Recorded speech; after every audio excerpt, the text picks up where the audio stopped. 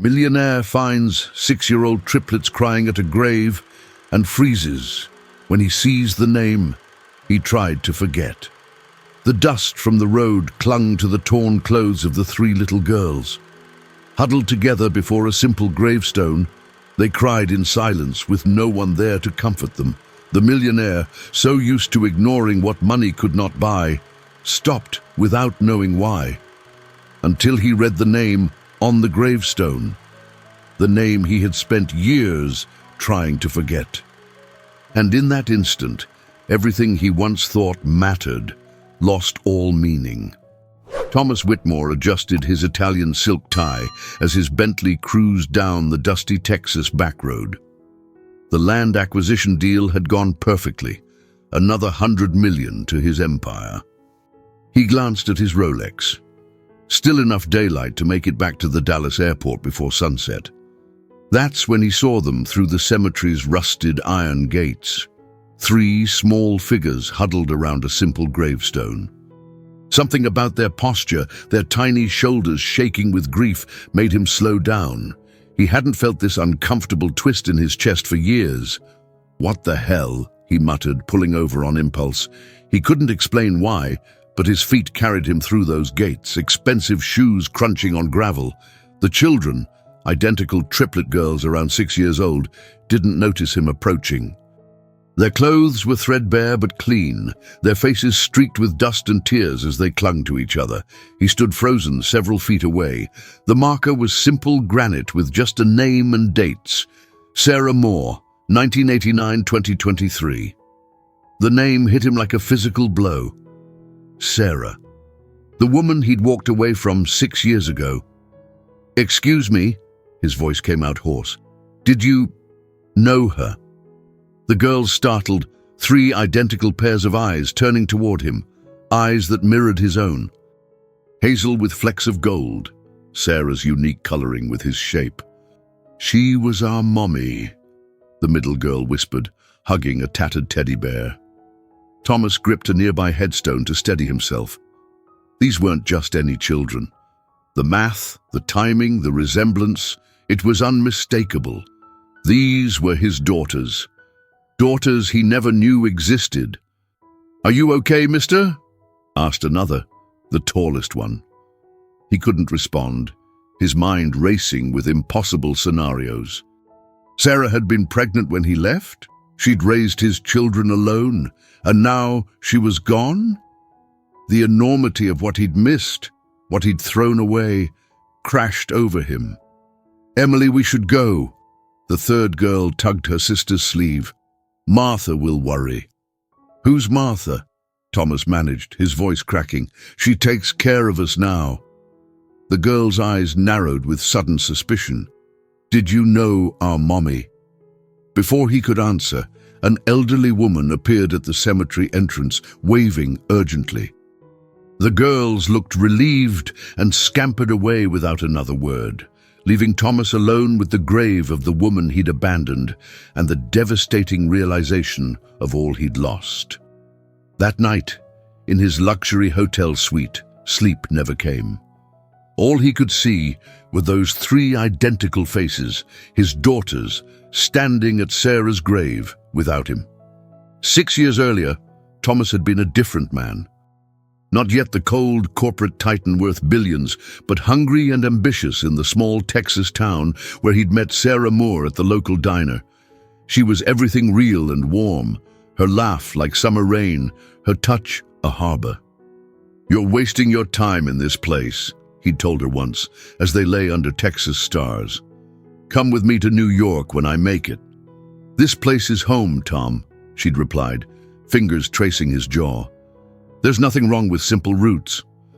He remembered the night the call came from the New York investment firm, his big break. Sarah had prepared his favorite meal, her eyes shining with pride. "I'm pregnant," she'd whispered. But he never heard those words because he never showed up for dinner. The ambition that had been simmering inside consumed him whole, and by dawn he was on a plane to Manhattan without saying goodbye. Thomas had told himself Sarah would understand someday when he'd conquered Wall Street. and returned victorious. But 1 year became 2, then 5, and the calls and letters he drafted remained unsent, his pride preventing any contact that might be mistaken for weakness. Now in his hotel room, Thomas pulled up old photos on his phone. Sarah standing outside her small rental house, flowers in her hair. Had she discovered her pregnancy right after he'd gone? Had she tried to reach him? He remembered changing his number, instructing his assistant to screen all calls. He'd made himself unreachable, convinced his success required cutting all ties.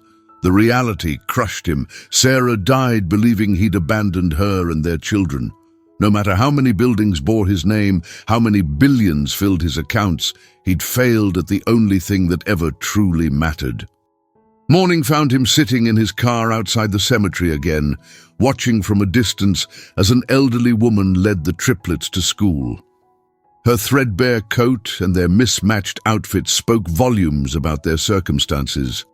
He recognized one carrying the teddy bear he'd given Sarah their first Christmas together. Thomas made a decision. He wouldn't rush in claiming paternity. That would only terrify them. But he wouldn't walk away again either. Whatever it took, however long it required, he would find a way to be part of their lives. He owed that to Sarah, to himself. Most importantly, to 3 little girls who deserved to know their father wasn't the monster they likely believed him to be. As the girls disappeared around the corner, Thomas started his engine with new resolve. This time, he wouldn't choose the easy path. This time, he would stay and fight for what mattered. The following afternoon, Thomas returned to the cemetery, a modest bouquet of wildflowers clutched in his hand. His usual confidence had abandoned him. Billion-dollar deals suddenly felt simple compared to facing the children he'd unknowingly left behind. He spotted them immediately, 3 small figures in patched dresses beside Sarah's grave. Before he could approach, the elderly woman he'd seen earlier stepped between them, her weathered face a mask of protective fury. "Martha Williams," she introduced herself coldly. "I run the children's home where the girls stay. And you are?" "Thomas Whitmore. I knew Sarah." Recognition flickered in Martha's eyes, then hardened to stone. "So you're him, the one who disappeared." The triplets peered out from behind Martha's skirt, their eyes wide with curiosity and caution. The tallest one, Emily, he remembered, glared with an intensity that pierced his armor. "I'd like to help," Thomas offered, extending the flowers and indicating the girls with a nod. "I only just learned about them yesterday." Martha laughed humorlessly. 6 years too late, Mr. Whitmore. Sarah worked 3 jobs until her heart gave out. No health insurance, no support." Thomas flinched. "I didn't know." "That's the problem, isn't it? You didn't want to know." Martha's voice remained low but sharp. Sarah was diagnosed with a congenital heart condition during pregnancy. The girls were born premature. She needed surgery she couldn't afford. Each word landed like a physical blow. Thomas struggled to keep his composure. "I can provide for them now. Financially, I mean. Whatever they need." "Money was never what Sarah wanted from you," Martha cut him off. "What these children need is someone who won't abandon them when things get difficult." "I want to be in their lives," Thomas insisted. "They're my daughters." "Biologically, perhaps." Martha's eyes narrowed. "But being a father is more than DNA, Mr. Whitmore. It's showing up every day." She turned to the girls. "Come on, dears, it's getting chilly." As they walked away, the smallest girl, he didn't know her name yet, looked back, curiosity overtaking fear momentarily. Something in her eyes gave Thomas a tiny thread of hope. He stood alone with the flowers and Sarah's grave, more determined than ever. He would earn his place in their lives, no matter how long it took. That evening, Thomas made calls to his office. Cancel all meetings indefinitely, arrange for a suitable rental in town, begin a thorough but discreet investigation into Sarah's final years and the children's welfare. His assistant's confusion was palpable through the phone. "Sir, the Tokyo merger." "We'll wait," Thomas replied firmly. "Some things are more important than business." For the first time in his adult life, Thomas Whitmore wasn't running toward success. He was standing still, preparing for the hardest fight of his life, the battle to be worthy of his children. As night fell, he sat on the porch of the small house he'd rented, watching lights blink on across town, wondering which ones illuminated his daughter's bedtime stories. Stars appeared overhead, the same stars he and Sarah had once named together.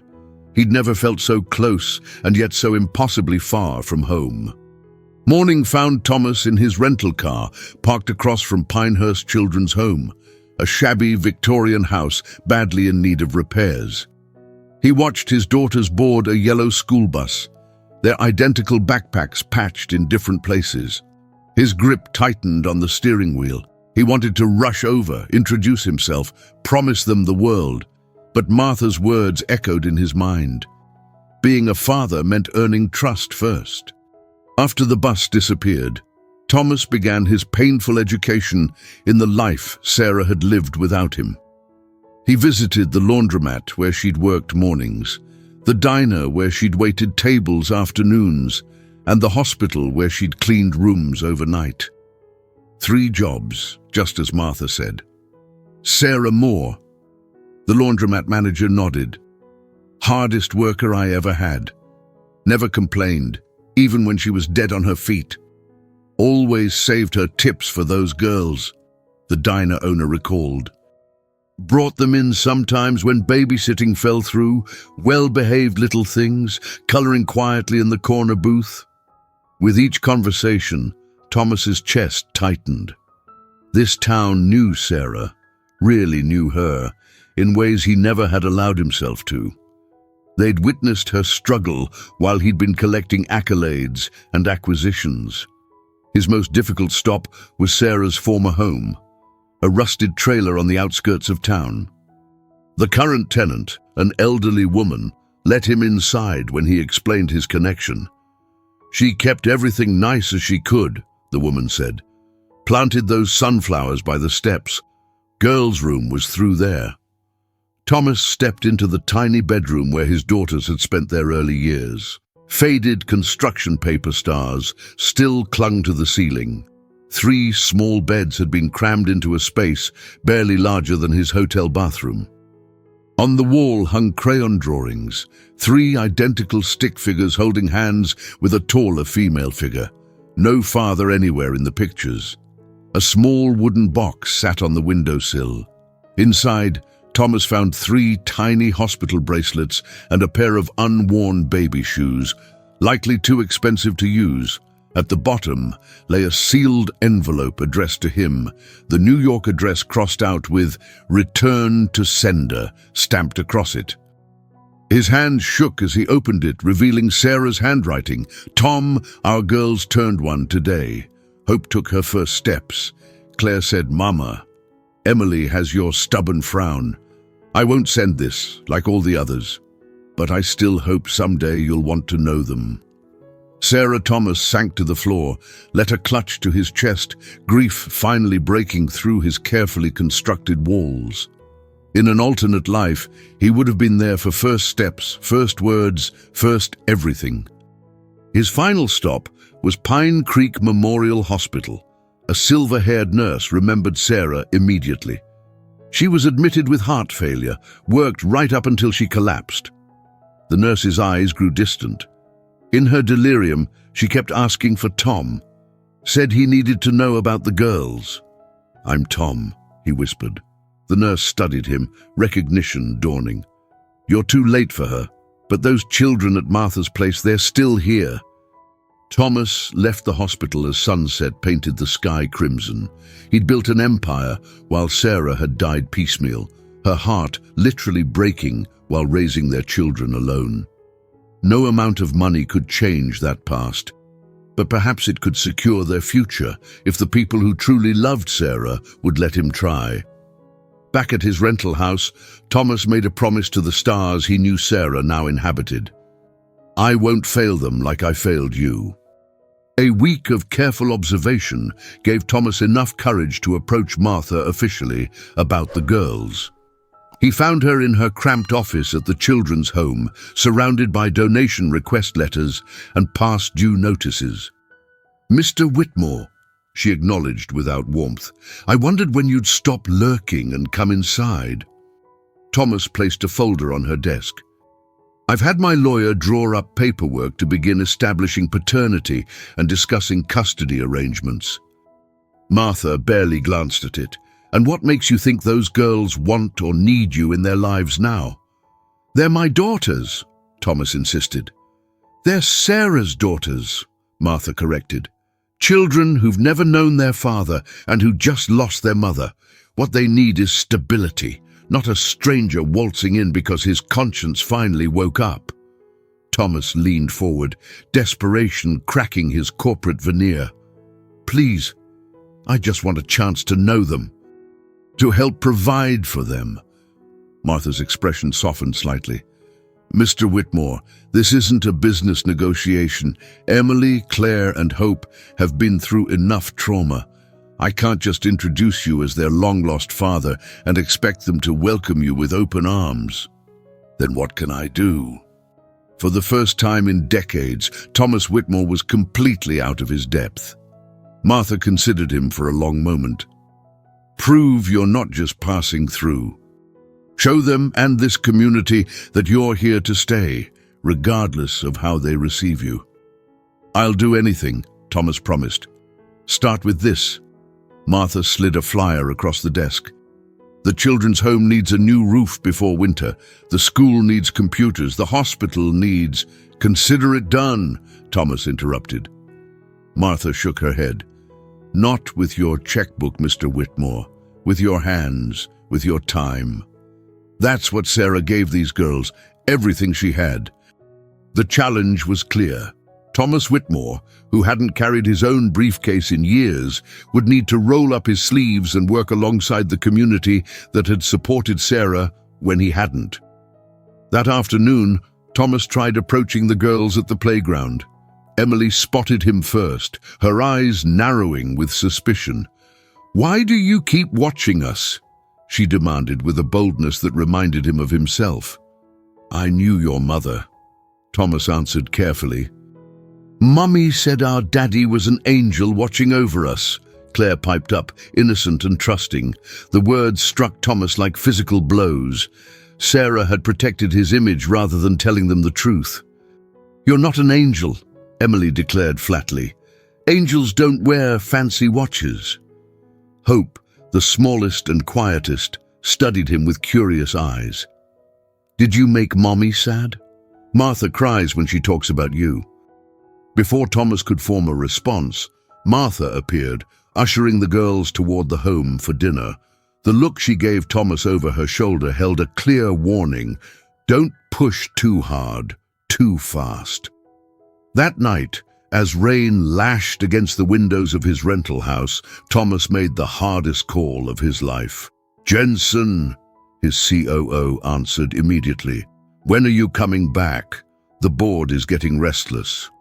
"I'm not," Thomas replied. "Not for a while, maybe never.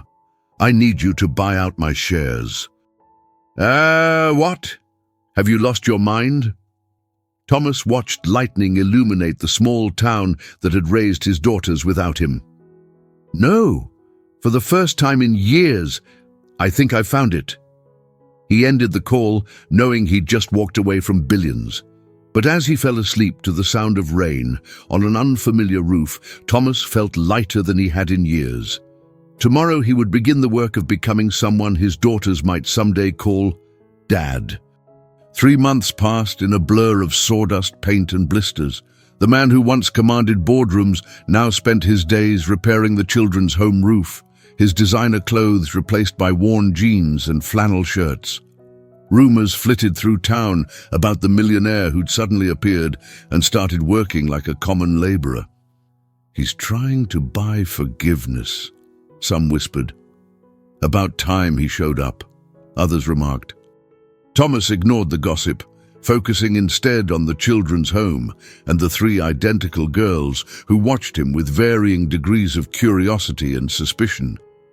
He'd become a fixture at community events, school fundraisers, church picnics, library reading hours, always keeping a respectful distance from the triplets, but making himself available if they chose to approach. Hope was the first to break the ice, approaching Thomas one afternoon as he repainted the school playground equipment. "You're doing it wrong," she informed him solemnly, pointing to his uneven brushstrokes. Thomas smiled. "Would you show me how?" That simple interaction became a ritual. Hope would find Thomas working somewhere and offer her 6-year-old expertise. They rarely spoke about anything significant, but he treasured each moment, learning that she loved stars and space, collected rocks, and could identify bird calls with uncanny precision. Claire was next, appearing at his side during a community bake sale with a lopsided sign, "Lemonade 25C." "Martha says I can have a stand, but I need a table," she explained, businesslike despite her missing front tooth. Thomas spent that Saturday helping Claire sell lemonade, marveling at her entrepreneurial spirit as she charmed customers and counted quarters with meticulous care. By day's end, she'd made enough to buy ice cream for herself and her sisters. "You can have some too," she offered, presenting Thomas with a slightly melted cone. The simple gesture nearly brought him to tears. Only Emily remained distant, watching Thomas with her mother's thoughtful eyes, but Sarah's wariness. She was the oldest by minutes, but carried herself like a guardian, always positioning herself between her sisters and potential threats, including him. Then came the rainstorm. Thomas was securing the children's home windows against the approaching storm when he spotted Emily alone on the porch, sobbing. "What's wrong?" he asked, keeping his distance. "Mr. Fuzzy is gone," she whispered, referring to the tattered teddy bear he'd recognized from his life with Sarah. "I left him at the cemetery when we visited Mommy." Thomas didn't hesitate. "I'll find him." The cemetery was deserted, rain pelting the headstones as Thomas searched frantically among the graves. He finally spotted the sodden bear face down beside Sarah's marker. Clutching it to his chest, he ran back to the children's home, arriving drenched but triumphant. Emily stood frozen as he extended the dripping bear. "He got a little wet," Thomas apologized. Instead of taking it, she studied Thomas with an intensity that stripped away his defenses. "Why do you care?" The question demanded honesty. "Because I should have been here sooner," Thomas answered simply. "Because your mother loved you more than anything, because you deserve to have someone who won't give up, even on rainy days." Emily took the bear, her fingers briefly touching his. It wasn't acceptance, not yet, but it was a beginning. That night, Thomas sat on Martha's porch as the elderly woman brought him coffee. "You're still here," she observed, the accusation in her voice softened by grudging respect. "I'm still here," Thomas confirmed. Martha nodded toward the window, where 3 identical faces peeked out before ducking away, giggling. "They're starting to wonder who you really are." "What have you told them?" "Nothing yet. That's your story to tell, when they're ready to hear it." Martha's expression grew distant. "Sarah left something for you. I've been waiting to see if you'd earn it." Thomas's heart raced as Martha disappeared inside, returning with a weathered shoebox. "She kept this at the home in case you ever came looking." Inside the box lay a journal, its pages filled with Sarah's handwriting, a chronicle of the daughters he never knew he had, a chronicle of the love he'd left behind. Thomas carried Sarah's journal back to his small rental house, hands trembling as if holding something sacred. Rain tapped gently against the windows as he settled into an armchair, opened the worn cover, and began reading by lamplight. June 8, 2017. The doctor confirmed it today. Triplets. I laughed until I cried. Oh, Tom, you always did have to overachieve at everything.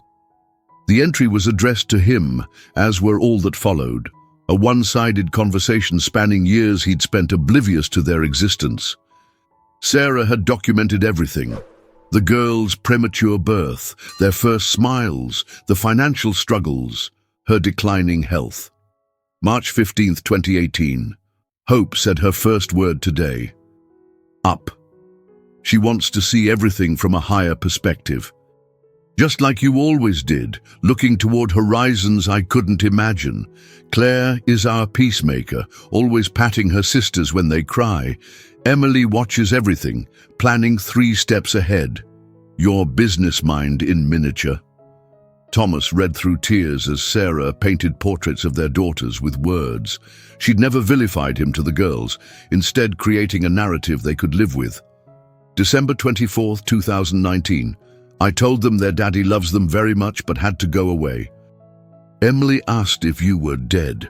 I couldn't bear to say you simply chose not to know them, so I said you were like a guardian angel watching from afar. Forgive the lie, Tom. Someday, if you return, you can tell them your own truth. Most devastating was Sarah's continued belief in his eventual return, her refusal to become bitter despite everything. February 10th, 2023. The doctors say my heart can't take much more. Martha has promised to care for the girls until you come back. I still believe you will, Tom. Not the ambitious boy who left, but the man I know you could become, one who understands that love isn't weakness, but the greatest strength we possess. The final entry, dated just weeks before her death, contained instructions. When he returns, and he will, don't turn him away, Martha. The girls deserve to know their father, and he deserves a chance to know them. We all make mistakes from fear. The greatest act of courage is returning to face what we've left behind. Tell him to look in the silver locket I've left for the girls. It contains the key to the only thing of value I have to give them, and him. Dawn found Thomas still in the chair. Journal clutched to his chest, face wet with tears. Sarah had known him better than he knew himself, had predicted his return even as he'd convinced himself he'd never look back. He showered and dressed mechanically, mind racing. The locket mentioned in the journal, he'd seen Hope wearing it during visits to the cemetery. It contained a key, but to what? And how could he ask about it without revealing who he truly was? The answer came to him as he stared at the calendar. Tomorrow was Sarah's birthday. The perfect opportunity for a memorial that might begin to bridge the gulf between himself and his daughters. Thomas spent the day planning, making calls, and preparing. By evening, he'd arranged for a special celebration at the town park. Not a somber remembrance, but a joyful honoring of the woman who'd given everything for their children. When he approached Martha with his plan, she studied him with new eyes. You read it all? Thomas nodded, unable to speak past the lump in his throat. And you're still here? It wasn't a question this time. I'll always be here now, he promised, whether they ever accept me or not. Martha's weathered hand briefly touched his shoulder, the first gesture of acceptance she'd offered. The petting zoo was a good idea. Sarah took them every year for her birthday. They'll remember that. As Thomas turned to leave, Martha called after him. Whitmore, she never stopped loving you. That was her strength and her flaw. I know, Thomas replied quietly. I won't waste her faith in me again. That night, he wrote letters to each of his daughters, pouring out 6 years of absent fatherhood into words they might someday be ready to read. Tomorrow would be about Sarah, but it would also be the first step toward a truth he could no longer hide. Sarah's birthday dawned clear and bright, the small town park transformed by Thomas's careful planning. A petting zoo with gentle animals, a storytelling circle, and a craft table where children could make star-shaped ornaments. All things Sarah had loved, according to her journal. The entire community was invited to celebrate her life rather than mourn her absence. Thomas stood nervously at the entrance, greeting families as they arrived, his eyes constantly seeking three identical faces. When they finally appeared with Martha, his heart stuttered. They wore matching blue dresses, new ones he'd anonymously donated to the children's home. Hope spotted him first, waving enthusiastically. "Look, it's the fixing man." The nickname they'd given him brought a smile to Thomas's face. To them, he was still just the mysterious stranger who repaired things around town. Today, that would change. Martha guided the girls toward him. "Girls, Mr. Whitmore organized this whole party to celebrate your mother's birthday." "You knew our mommy?" Claire asked, eyes wide. Thomas knelt to their level. "I did. She was the kindest, bravest person I ever met." Even Emily appeared moved, her usual guardedness softened by surprise. "Did she like stars too?" "Hope says she did." "She loved them," Thomas confirmed. "She knew all the constellations." The day unfolded like a dream. Thomas watched his daughter's pet lambs create colorful star ornaments and devour cotton candy with identical sticky grins. Community members shared stories about Sarah, her kindness during a storm, her volunteer work despite exhaustion, her fierce love for her daughters. As twilight approached, Thomas gathered everyone for the finale. Hundreds of paper lanterns were distributed, each containing an LED light. Sarah believed stars were windows to heaven, Thomas explained to the crowd. "Tonight, we'll create our own constellation in her honor." As music played softly, Sarah's favorite songs, families released lanterns into the darkening sky. Thomas stood back, watching his daughters' faces illuminate with wonder as the artificial stars ascended. The moment felt perfect until he noticed Emily staring at him with an intensity that made his heart race. She approached slowly, the silver locket from Sarah's journal glinting at her throat. "Mommy's diary said my daddy would come back," she said, voice barely audible above the music.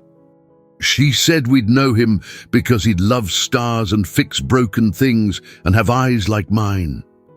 Thomas couldn't speak, couldn't breathe. Emily's scrutiny felt like judgment from both Sarah and God. "Are you our daddy?" she asked directly. The entire world seemed to freeze. Thomas knelt before her, aware that Claire and Hope had joined them, forming a semicircle of identical, questioning faces. "Yes," he answered simply. "I am." Emily's chin quivered. "Where were you?" "Making the biggest mistake of my life," Thomas replied honestly. "I didn't know about you girls, but that doesn't excuse my absence. Nothing could." "Did you love our mommy?" Claire asked. "Very much." Thomas's voice broke. "I still do." Hope stepped forward, touching his cheek where tears had fallen. "Mommy said you'd come back different. Are you different now?" The question pierced him to his core. "I hope so. I'm trying to be." Emily reached for the locket at her throat. "Mommy said when you came back, I should give you this." She removed it carefully, pressing it into his palm. "There's a key inside." Thomas opened the heart-shaped silver piece with trembling fingers. Inside lay a tiny key, just as Sarah had written. "Do you know what it opens?" he asked gently. Emily nodded solemnly. "Something at Mommy's special place. But we can only show you if you promise to stay forever." "I promise," Thomas vowed, his voice steady despite his racing heart. Martha appeared beside them, her eyes shining with unshed tears. "Girls, would you like Mr. Whitmore, your father, to join us for dinner tomorrow?" Hope nodded enthusiastically. Claire smiled shyly, but it was Emily's response that broke the last barrier around Thomas's heart. "Can we call you Dad?" she asked, her mother's direct gaze assessing his worthiness. Thomas couldn't contain his emotion as he opened his arms, offering but not demanding an embrace. "Nothing would make me happier." To his astonishment, Emily stepped forward first, wrapping small arms around his neck. "Daddy!" she whispered experimentally. Claire and Hope joined instantly, creating a tangle of small limbs and overwhelming emotion. As Thomas held his daughters for the first time, the lantern lights floated above like earthbound stars, witnesses to a constellation of another kind, a family finally finding its proper alignment. Martha watched from a respectful distance, discreetly wiping her eyes. The town that had viewed Thomas with suspicion now observed a miracle in quiet awe, a father kneeling in the dirt, receiving the forgiveness he'd never expected to earn. But the key in Thomas's palm promised one final revelation, a last gift from Sarah that waited at her grave. The next evening, Thomas found himself walking hand in hand with his daughters toward the cemetery. The small key from Sarah's locket felt impossibly heavy in his pocket. Whatever secret Sarah had left behind, he sensed it would forever alter their fragile new beginning. "Mommy told us not to show anyone until you came," Hope explained, skipping beside him. "It's a special treasure. For sad days," Claire added seriously. Emily, still the most cautious, watched Thomas carefully. "Martha said we should trust you with Mommy's secret. Are you sure you're ready?" The solemnity in her 6-year-old voice humbled him. "I don't know if I'll ever be worthy of your mother's trust," Thomas answered honestly, "but I promise to try every day." The cemetery was peaceful in the fading light, wildflowers nodding between weathered headstones. Sarah's grave looked different now. Someone had planted cheerful marigolds around the simple marker. "We did that," Claire said proudly, noticing his gaze. "Mommy loved orange flowers." "They're perfect," Thomas assured her, throat tight with emotion. The girls led him to the back of the headstone, where, almost invisible unless you knew to look, a small metal plate was embedded in the granite. Emily pointed solemnly. "The key goes there." Thomas knelt, inserting the tiny key with trembling fingers. It turned with a soft click, and the metal plate swung open to reveal a small compartment carved into the stone itself. Inside lay a velvet pouch and a sealed envelope with his name written in Sarah's flowing script. Thomas withdrew them carefully, almost reverently. "Open the pouch first," Emily instructed. "Mommy said the letter is just for you, but the other things are for all of us." Thomas loosened the drawstring, tipping the contents into his palm. 3 identical silver rings tumbled out, each sized for a child's finger, each engraved with a simple message: "Love never ends." "Mommy made them for us," Hope explained, eyes shining. "She said when our daddy came back, he would give them to us as a promise." "A promise that families can find each other again?" Claire added. Thomas stared at the rings, understanding washing over him. Sarah hadn't just forgiven him. She'd prepared for his return, believed in his redemption even as her health failed. She'd created this moment for him, a chance to symbolically claim the fatherhood he'd abandoned. "May I?" he asked softly, holding up the smallest ring. The girls nodded in unison, extending their small hands. One by one, Thomas slipped the rings onto their fingers, making the promise Sarah had designed for him to make. "I will never leave you again," he vowed, looking into 3 pairs of eyes so like his own. "Whatever happens, wherever life takes us, we're a family now and always." Only after the girls admired their rings did Thomas open the letter, turning slightly for privacy as he unfolded the single page. "My dearest Tom, if you're reading this, you've found your way back to what matters most. I never stopped believing you would. Our daughters need a father, not perfect, just present. The man I loved is still inside you. He just lost his way for a while. I've forgiven you. Now forgive yourself. The greatest gift we can give our children isn't money or success. It's showing them how to love fully, even when it's difficult, especially then. Take care of our stars, Tom. And when they look up at night, tell them their mother is the brightest one watching over them. Forever yours, Sarah." Thomas pressed the letter to his heart, tears flowing freely now. Emily approached cautiously, reaching up to touch his wet cheek. "Are you sad, Daddy?" The word, so natural on her lips now, broke him completely. Thomas gathered all three girls into his arms, holding them close. "No, sweetheart, I'm grateful. Your mother gave me the most precious gift in the world. She gave me all of you." As twilight deepened around them, Thomas and his daughters sat together at Sarah's grave, sharing stories and creating new connections. The silver rings caught the last light of day, 3 small beacons of a promise kept, a family restored. In his pocket, Thomas carried the ultrasound picture he'd found folded inside Sarah's letter, 3 tiny heartbeats he should have witnessed forming. It would join the growing collection of memories in his new home, not evidence of his failure, but reminders of the miracle he'd nearly missed. Martha was waiting at the cemetery gate when they finally turned to leave. "She always said you'd come back different," the older woman remarked quietly, watching Thomas walk hand in hand with his daughters. "I just hope I'm different enough," Thomas replied. Martha's weathered hand briefly touched his shoulder, a gesture of acceptance, perhaps even forgiveness. "That's a start." 1 year later, the small Texas town had grown accustomed to the sight of Thomas Whitmore driving a pickup truck instead of a Bentley, his designer suits replaced permanently by comfortable jeans and work shirts. The former billionaire had purchased a modest farmhouse on the edge of town, close enough for the girls to maintain their school friendships, but private enough to build their new life together.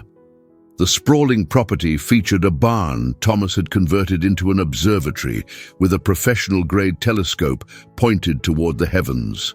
On clear nights, the Whitmore family could often be found there, 4 heads bent together as they mapped constellations and tracked planets across the velvet sky. "Do you think Mommy can see us?" Hope asked one evening, her eye pressed to the telescope. Thomas lifted her onto his lap, pointing toward a particularly bright star. "That one right there, that's your mom keeping watch." "Does she know you kept your promise?" Claire wondered, leaning against his shoulder. "I think she does," Thomas answered softly. The transition hadn't been without challenges. Emily still occasionally woke with nightmares, afraid her father would disappear by morning. Thomas's corporate colleagues had declared him insane for walking away from his empire. The town's suspicion had faded slowly, replaced by cautious acceptance, as Thomas invested not just money, but time in the community that had supported his daughters. The triplets' bedroom walls now displayed photographs spanning their entire lives, images Thomas had painstakingly collected from community members who documented moments he'd missed. Each night, a different daughter chose a photo, and Thomas would listen as they shared the memory he hadn't been present to witness. Martha visited every Sunday. Her initial frostiness toward Thomas melted into something resembling friendship. Today she sat on the porch swing, watching Thomas chase the girls through sprinklers on the lawn. "You did good, Sarah," she whispered toward the sky. "He came back different, just like you said." Later that evening, after tucking the girls into bed, Thomas retreated to the porch with a cup of coffee. The company he'd built continued without him, run by executives who sent quarterly reports he barely glanced at.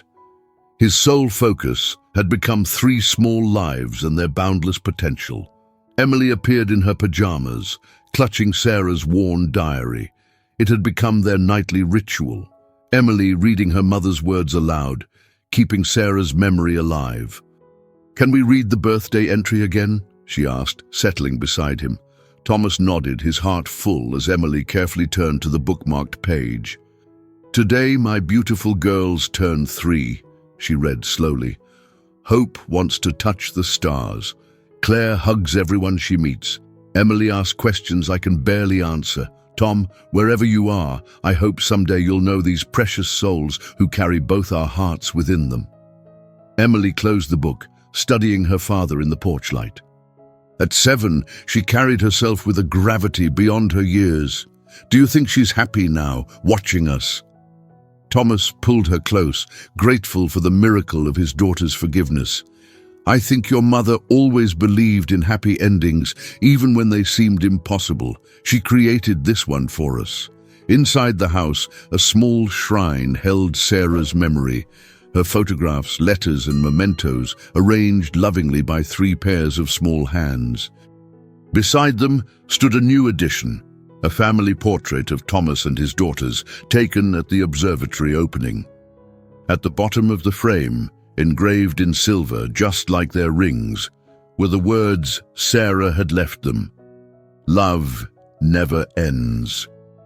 Thomas Whitmore, once defined by buildings that bore his name and deals that made headlines, now measured success differently, by bedtime stories and science projects, by scraped knees bandaged and tears wiped away, by 3 voices calling him Daddy without hesitation. As a shooting star blazed across the Texas sky, Thomas closed his eyes, feeling Sarah's presence in the night breeze. He hadn't just found his daughters at that graveside, he'd found himself, the man Sarah had always believed he could become. 3 silver rings glinted on 3 small hands as the Whitmore family gathered on the porch, gazing upward at possibilities as infinite as the stars above. This wasn't an ending at all, Thomas realized with perfect clarity. It was just the beginning of their real story, one Sarah had somehow known would one day be written.